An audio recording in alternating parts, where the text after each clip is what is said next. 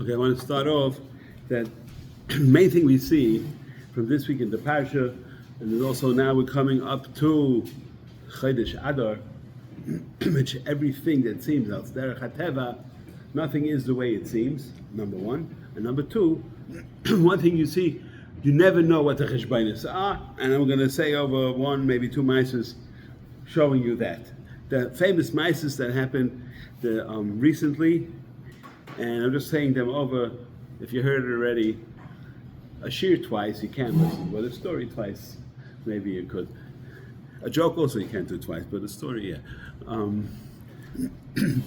This happened, there was a couple of weeks ago, there's a project renewal. People who donate kidneys to other people.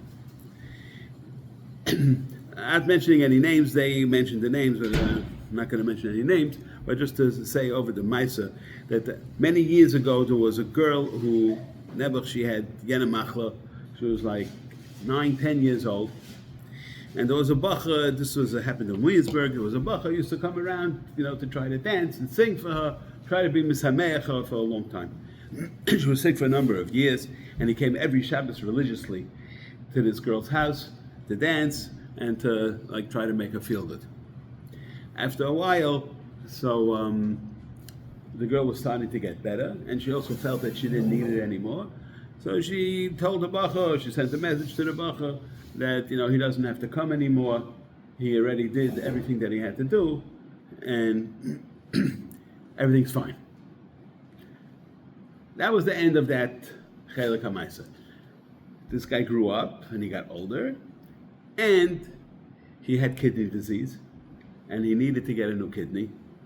And he was, rushing, trying for many years to find a proper donor. Finally, they found him a proper donor. And they have the rules in the hospitals are that they don't allow the donor and the recipient to meet before the operation. I think it has to do with money, because they're afraid that the recipient will give money to the donor, which, in other countries it's legal, and here it's not legal to do it. And so they don't let them meet. That has to be strictly a donation and so on. Lamaisa, the guy was going to get his kidney donation, so he was walking in the hallway, and he saw another from Yid, also dressed up in his hospital gown. He had such a havamina in his head that he was the recipient of the other guy's the donor, but he wasn't sure. And then the guy who was the donor saw this guy. They just walked in the hallway, and he said, "I know you." I never saw you in my life. Like, God, did you know me? He said, "I'll tell you." He says, "Many years ago, I had a sister who was very sick, and you used to come every Shabbos to come and sing and dance for her. And I'm her brother. And see that the Rebbeinu Shloim had gehalten a cheshbon, that you came and did a tova for my sister with no intention of ever getting paid back. But the Rebbeinu Shloim saw as kum teich tova, and what better way to pay back the tova than I should be able to donate you a kidney." That's how it was in the recent event of Project Renewal. So they met up and they told over the whole story, obviously much better than me, because they were the Baalei Dvarim, and was a matzav. Point of the story is, we don't know cheshbonos. You do things, you do the right thing, you don't do it for a cheshbon. One other quick maisa, I just saw it on one of these inspirational videos, that when they were taking the Jews out of Ethiopia, so there was a civil war going on there, and they had to get all the Yidden out because they were b'sakana. So they went to the Prime Minister of Ethiopia to let them out. He said, "Two tnoim." First he wanted a lot of money, so they said, "Okay, we'll give you the money." It was 15,000 Yidden. And the other Tanai was that he needed a letter from the President of the United States that saying that he's the Prime Minister of Ethiopia. Problem with that was that at that time the United States did not recognize this guy as the Prime Minister of Ethiopia. They didn't want to do it. But then at that time, I think the Secretary of State was a guy named Colin Powell. I'm sure you heard of him. And he said, over such a story, he said when he was a little kid, there was a fire burning in his apartment building. And they said they can't save the kids, the fire is way too hot. And the firemen didn't let anybody in. And then there was one guy who was of Ethiopian descent. He was like an Ethiopian Jew. He took a blanket, he soaked it in water, and he ran up the steps, and he saved, there were 2 kids in the apartment. He saved these 2 kids. One of these 2 kids grew up to be this Colin Powell. And after that, he convinced the president that he should sign a letter to the Prime Minister of Ethiopia, thereby saving all the Ethiopian Jews to get them out, to get them to Eretz Yisrael. Again, the guy did it on a cheshbon. The Rebbeinu Shalom had a cheshbon. He was able to do it. Steht in Pasuk, im kesef talve es ami. It's a ani imach. So I've been asking around for a week already, many people, that the Arizal brings that if somebody lends money beribis, so the punishment for lending money beribis is you lose your schus tchias hamesim. What? You lose the ability for tchias hamesim. Come on. Okay.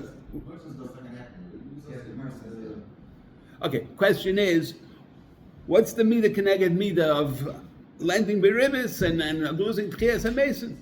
Okay, everybody asked a kasha, a good kasha. I didn't have a good mahalach. If you have one, I'm listening. But the only thing that it came up a little bit is not satisfied. I'm just saying it, and this is what the Mefarshim say. First of all, it's called neshech. It's a few things. Let me just say a few things here. In case of talvez ami, what does it mean? Talvez ami is Dr. Kotzke. Today was his yahrzeit, so I'm saying it over. That's already the second Kotzke part I'm saying over. He says, what does it mean in kesef talva esami? In kesef talava esami. Which kesef is going to be malavi you b'shaz on your way up to Olam HaEmes? That's the kesef that you use to give tzedakah and to give loans and everything else. That's the kesef that's going to be malavi you. But all the other money that you make by hayalma, that you saved up, right? That is not malavi you. That you leave over for your kids to either get along with it or fight about it, whatever the case may be. But that is not malavi you. Working your whole life to make tons of money, that's not malaviyu. What you did mitzvahs with it, that's malaviyu. That's just agav de kipshanim kasef talve esami. And as you know, ribis is also called neshech. Why is it called that? What does neshech mean? Neshech means to bite. What does neshech and biting, ribis and biting have to do? So pashut pshat is, let's say take credit card interest rates. I took $1,000 on my credit cards.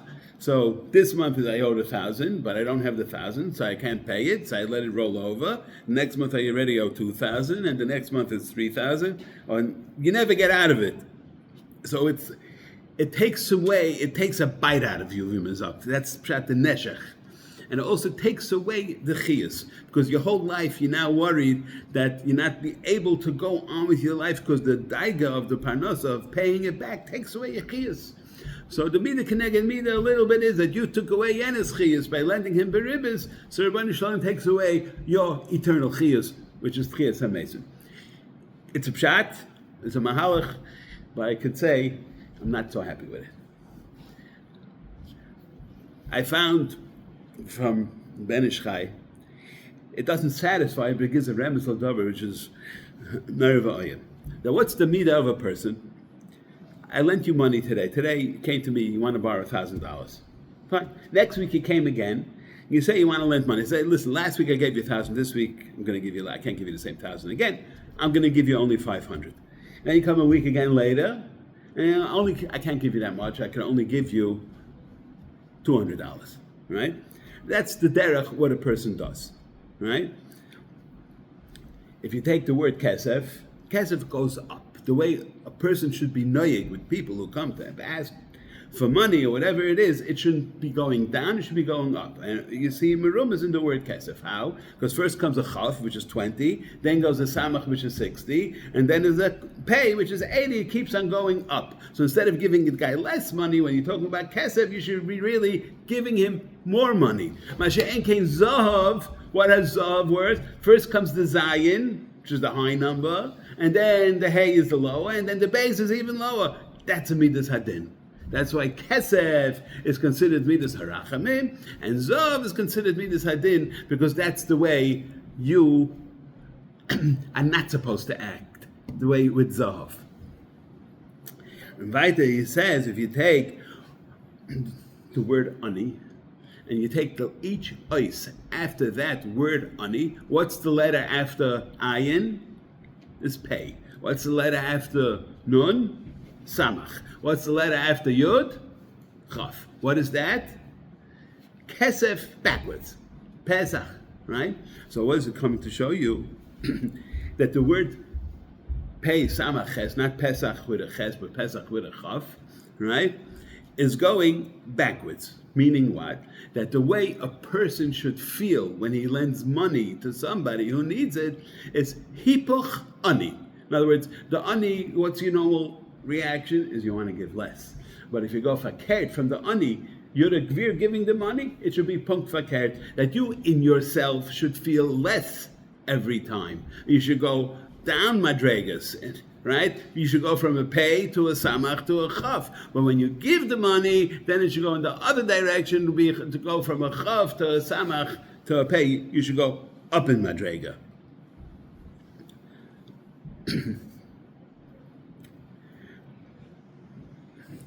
If you take also, this is another pshat, that if you take the word kesef and you say it biribua, you touch it biribua, which is kaf, right? We know ribua, kaf, and then it's kaf samach, and then it's kaf samach, kaf samach pei. It comes in all together to 260, which we spoke about. 260 is ayin, 2 times ayin, right?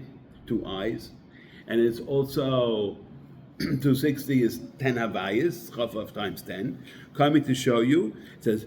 And Pasuk says, "Vayar Hashem kisar lirais," right? So, what's ribua? Ribua is midas hadin, right? So, if you take your 2 eyes, right, which is 2 times the ayin, and you use it kisar lirais, you don't see the ani. Somebody knocked on my door for money. I don't see him. I don't answer the door, right? That's a midas hadin, and that you see merumas in those words.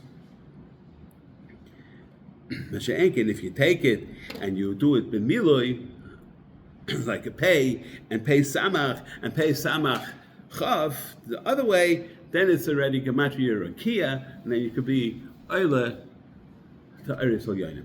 I really had more to say because we didn't touch any other things, only one mitzvah, and the parsha of Eved is huge, and Arizal is very big. As you know, why Sheishonim. He said, "Keneged Zayin, Keneged the Shishas Firas Tachtainim, and the Malchus is Yetzer Lachav Shilchinam, and the Yovel is Keneged Nun Sharebina." Not for right now, because Ma'ariv. I can't.